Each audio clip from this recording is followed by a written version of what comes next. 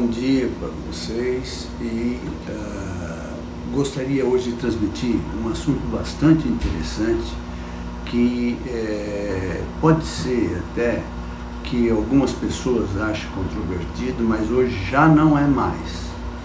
O que ocorre é o seguinte, é a utilização do hormônio de crescimento GH por DNA recombinante feito através de engenharia genética, aonde nós podemos observar uma série de efeitos extremamente positivos. Esse medicamento ele tem uma história muito interessante e houve um avanço muito grande com uma série de estudos nos últimos 10 anos.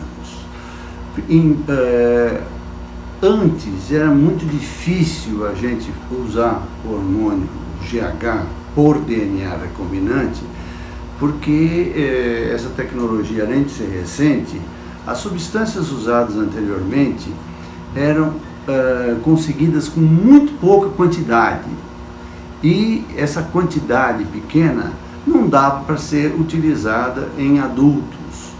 E a partir dessa nova metodologia de fabricação do hormônio de crescimento, ela passou a ser virtualmente ilimitada. Tem uma quantidade estúpida de possibilidade de fabricar essa substância que é revolucionária sob o aspecto científico e de benefício ao paciente. Se nós considerarmos, por exemplo, a medicina de evidência, nós temos que considerar alguns detalhes que são importantes. O hormônio de crescimento, ele é utilizado em adultos para diversas situações. Por exemplo, ele age, obviamente, em crianças, na fase de crescimento, que vai até o final da puberdade. Ele age com o objetivo de crescer. Além disso, algumas outras situações, algumas doenças específicas, como síndrome de Turner e nanismo hipofisário e outras coisas mais, que está ligado indiretamente a crescimento, inclusive uma síndrome chamada síndrome de Prader-Willi.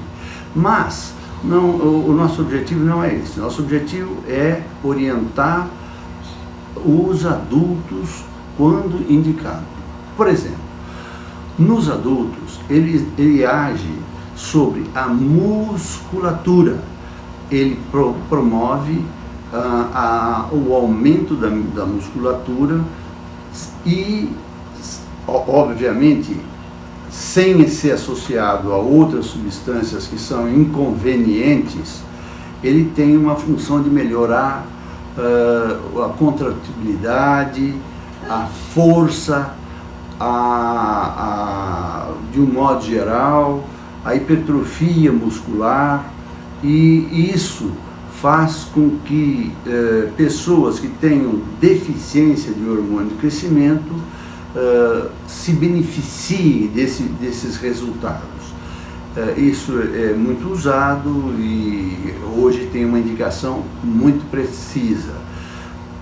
Salomão e colaboradores fizeram um estudo durante 10 anos a respeito disso e chegaram à conclusão de que não existe nenhuma contraindicação significativa para a utilização dessa substância. E um outro detalhe é o seguinte: ela também é utilizada para melhorar o osso, ele deixa mais resistente. O osso não é nada mais do que fosfato de cálcio mais colágeno. Ele não pode ser rígido. Se ele fosse rígido, ele trincaria inteirinho. Então, no caso, o hormônio de crescimento tem uma ação direta na relação desse fato de melhorar a resistência óssea. Isso então tem diversas indicações, como por exemplo no caso de osteoporose e outras doenças relacionadas a esse detalhe. Uma outra indicação para adulto, nesse caso de longo prazo, é que ele melhora o psiquismo, ele melhora a vontade de fazer as coisas, ele, de um modo geral, ele melhora até a cognição. É óbvio que existem medicamentos específicos para, no caso de déficit de atenção, que não tem nada a ver com o hormônio de crescimento, mas ele, indiretamente, ele tem uma ação extremamente importante nessa situação. Além disso, ele melhora outros detalhes, no caso, para adultos, que veja, não compreendo como se fosse elixir de longa vida, mas ele melhora muito e atrasa o envelhecimento precoce de pacientes com deficiência de hormônio de crescimento. Essa deficiência, ela obviamente vai melhorar a qualidade de vida, vai melhorar, além da qualidade de vida, a cognição, como já foi explicado, e além disso, ela também melhora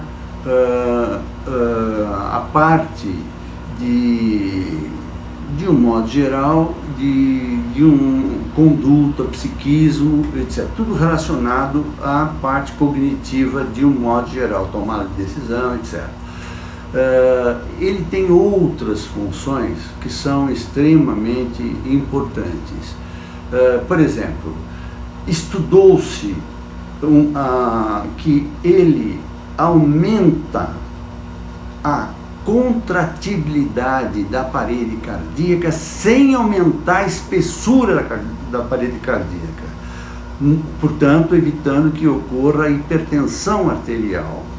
E isso é um detalhe extremamente importante, porque já foi descrito na literatura que, inclusive, em caso de insuficiência cardíaca congestiva, ele melhora a contratibilidade da parede cardíaca e de toda a estrutura cardíaca de um modo geral. Isso é um detalhe muito importante. E isso vai de encontro a um outro fator. Você tem que levar em consideração que também ele melhora a parte de aterosclerose no sentido de fortificar a parede dos vasos de um modo geral, que são paredes musculares, as 3 paredes musculares de um modo geral. E também melhora a parte respiratória, porque é constituído a parte respiratória de uma série de músculos, e esses músculos melhoram a contratibilidade para a troca de oxigênio por CO2, transformando então num efeito positivo no sentido de melhorar a respiração de modo geral. Esse estudo ele foi feito no caso de Salomão e colaboradores durante 10 anos. Portanto, essa é uma atividade que o hormônio de crescimento, que hoje a gente consegue numa quantidade ilimitada, virtualmente ilimitada, é utilizado na medicina por evidência. A gente sabe que hoje até o próprio governo está preocupado com esse tipo de situação, para poder prevenir e melhorar com que o indivíduo possa realmente ter um prolongamento da vida. Se a gente perceber bem, veja, por que tem evoluído, o tempo de sobrevida dos seres humanos de um modo geral? O tempo de sobrevida tem aumentado justamente por esses fatores. A medicina tem evoluído de forma significativa, cada ano que passa, praticamente hoje, a cada mês mais ou menos, duplica o conhecimento que a gente tem sobre as doenças de modo geral, prevenindo-as ou tratando-as, e, além disso, acredita-se que lá entre 2025 e 2030, a média de vida será, em geral, acima de 100 anos. Isso é uma previsão, não quer dizer que isso necessariamente possa acontecer. Mas no Japão já existe mais de 100 mil pessoas que têm mais de 100 anos. E isso, veja, se nós considerarmos de modo geral o tempo de vida que existia no começo do século XX e hoje, atualmente, que está por volta mais ou menos de 73,6 no Brasil, eu nem estou falando da Suécia, que é 88 anos, em média, realmente é um progresso enorme. E um dos responsáveis por isso é uma das substâncias que podem auxiliar isso, tem diversas, mas uma das substâncias que pode ajudar isso é o hormônio de crescimento por DNA recombinante. Não estou sugerindo, sob nenhuma hipótese, que se associe a substâncias androgênicas ou esteroides que têm uma outra função que normalmente não é aconselhável para todo mundo ou para quem está focado apenas na medicina. E isso, volto a repetir, é uma coisa importante. Você melhora do mesmo jeito o teu shape, etc., sem correr riscos, mas fazendo a coisa correta no caso de deficiência de hormônio de crescimento.